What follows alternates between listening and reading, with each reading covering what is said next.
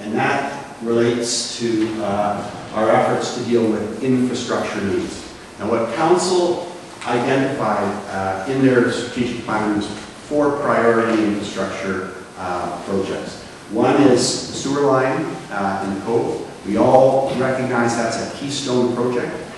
Without the sewer, we can't sell lands. Without the sewer, we can't build a civic facility. Without the land, without the sewer, we can't connect Abbey Field. I mean, it really is the heart and soul of critical next steps. So that's a priority.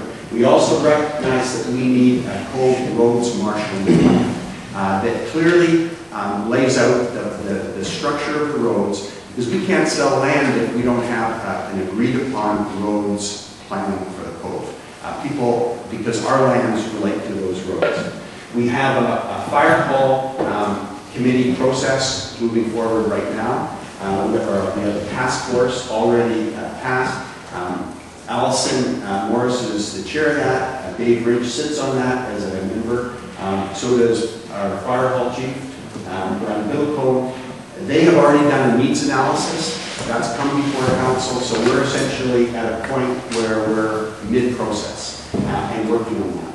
And the community center is the 4th, and I'll get to that in a second.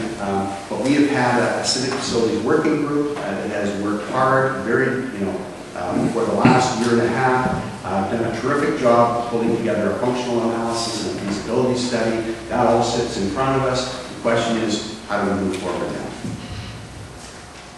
So let's go to that capital plan and just dig in a little bit in terms of what's been happening in that. So I'm just going to work from top to bottom on those squares.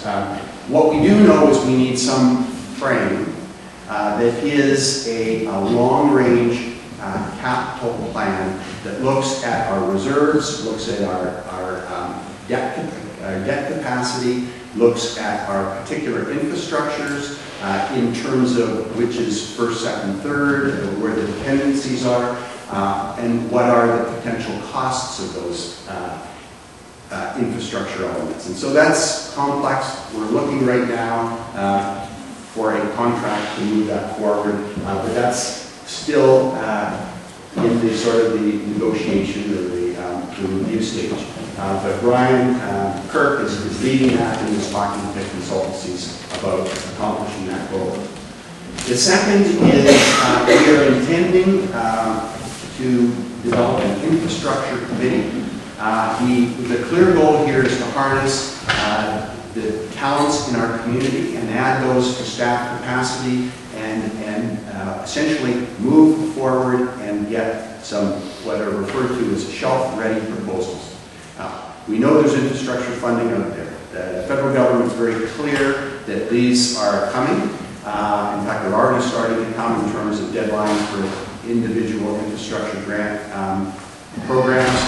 We need to be ready with project proposals so that we can submit proposals into that system. So that committee's intention is really to develop those proposals.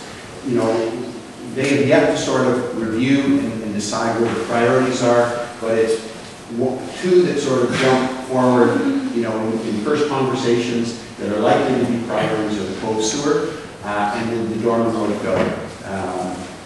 Because the Dorman Road failure, as an example, wasn't sort of identified as a priority in the strategic plan, but it had already been identified on our work plan as a need, and a lot of geotechnical work has been done on it. So we're close to being able to put that forward as a proposal. And because of the short time frame on some of these infrastructure grant programs, we may want to move that one as a priority, just because it may be the only one ready for some of these earliest grant proposals. So, but I'm jumping ahead because that infrastructure committee is yet to be set up, but I would guess after next weekend's or next week's council meeting, that committee will be set up. We have been talking to John Weston, our MP. John quickly flagged back in December to us that these infrastructure grant programs were coming, and he encouraged us to put in priority projects. We sort of quickly, in a sort of a foot in the door process, submitted the Cove Sewer as a sort of a draft proposal and the community center. And that related in part to short conversations with him that identified what projects we had going, sort of our needs, and what criteria he saw coming.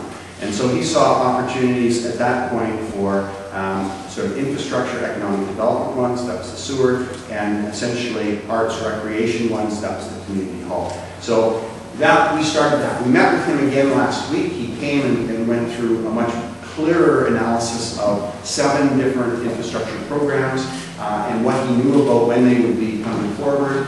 And so, and I think has been a very sort of clear and practical member of Parliament for us in terms of encouraging us to be prepared and giving us as many tools as we can to be prepared and committing to be a champion for us for any proposal that we put forward. So I think that's a good start.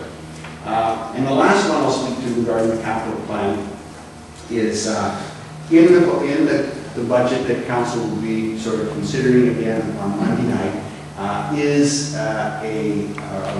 basically a proposal for initial funding that would be allow next steps to go forward in the community center. And that is basically seed money for fundraising to sort of launch a community-based sort of fundraising for the community center, and also seed money for a project manager, someone who can sort of take some ownership, develop a critical path analysis of what needs to be done, and take some ownership for moving that project forward.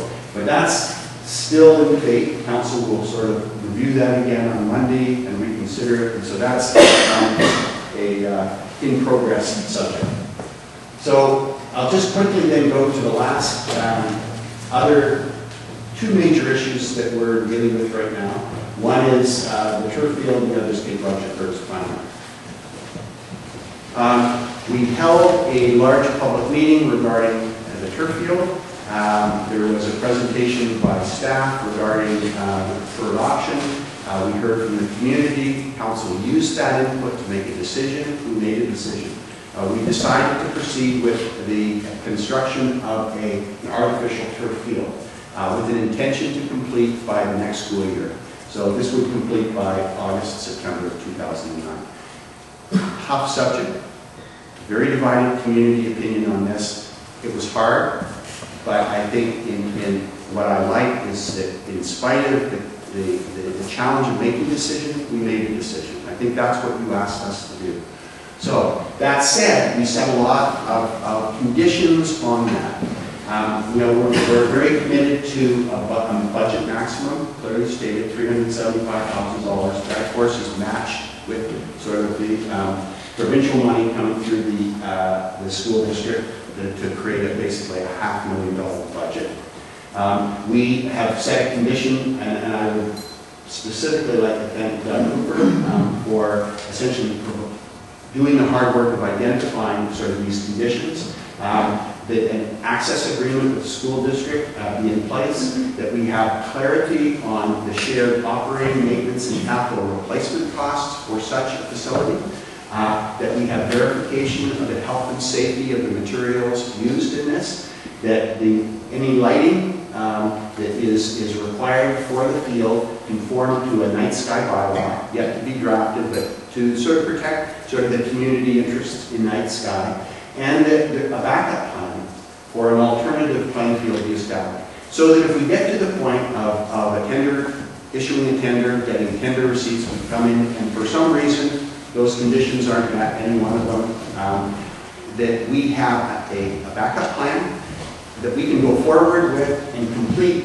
by the deadline of August 2009, so the community isn't left without something that upgrades our playing fields after all this effort. So that's really sort of the insurance clause, that at the end of the day we have something that achieves the primary goal, which is to enhance our playing fields. And just 15 minutes? Okay, so I'll just wind up then with Cape Roger Curtis Plan. Back in September, the last council gave first reading to an official community plan amendment to Cape Roger Curtis. Was referred to our advisory groups. Those referrals are now complete, and on March 2nd, meeting of the council, we will